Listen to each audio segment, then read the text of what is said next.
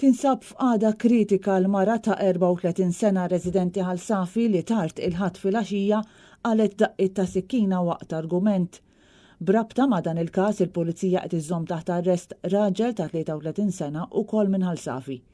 Jidher li l-ħadd filgħaxija l-ħabta ta' 8:15 xi persuni daħlu fl-assa ta' Ħażabbar jirrapportaw li fuq il-bankina fit-triq il-kbira kien hemm mara mitlufa minn sensija b'daqqiet ta' sikkina f'rasha. Il-Pulizija tad-Distrett u tar-Rapid Intervention Unit marru fil-post fejn mill-ewwel investigazzjonijiet li saru irriżulta li kien seħħ argument bejn mara u raġel fi stabbiliment fi triq kbira. L-argument eskala barra fuq il-bankina u kien hawn li r-raġel allegatament ta' daqqiet ta' sikkina lil mara u wara ħarab mill-post. Dawk preżenti sejħu minnu fih ambulanza u tim mediku mid-Dipartiment tal-Emerġenza ta' Mater Dei bil-mara tingħata l-ewwel assistenza medika fil-post. Hija ttieħdet lejn l-isptara l-aktar kura bil-kondizzjoni tagħha mill-ewwel ġiet iċċertifikata li hija waħda serja. Il-pulizija bdew immedjatament tfittxija għall-allegat aggressur.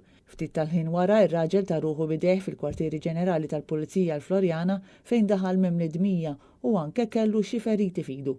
Pulizija tar-Rapid Intervention Unit arrestaw lir-raġel u saret tfittxija fuqu fejn allegatament instabet sustanza illegali suspettata droga u ttieħed l-isptar fejn ingħata l-assistenza medika u reġa' ttieħed taħt arrest fil-kwartieri tal-Pulizija għal aktar tħarriġ. Il-każ qed jiġi investigat mill-Pulizija tad-Distrett ta' Ħażabbar u mill-Iskwadra tad-Dipartiment tal-Investigazzjoni Kriminali filwaqt li ġie infurmat il-Maġistrat tal-Assa Ian Farrugia li ordna inkjesta u ħatar diversi esperti sabiex jassistuh.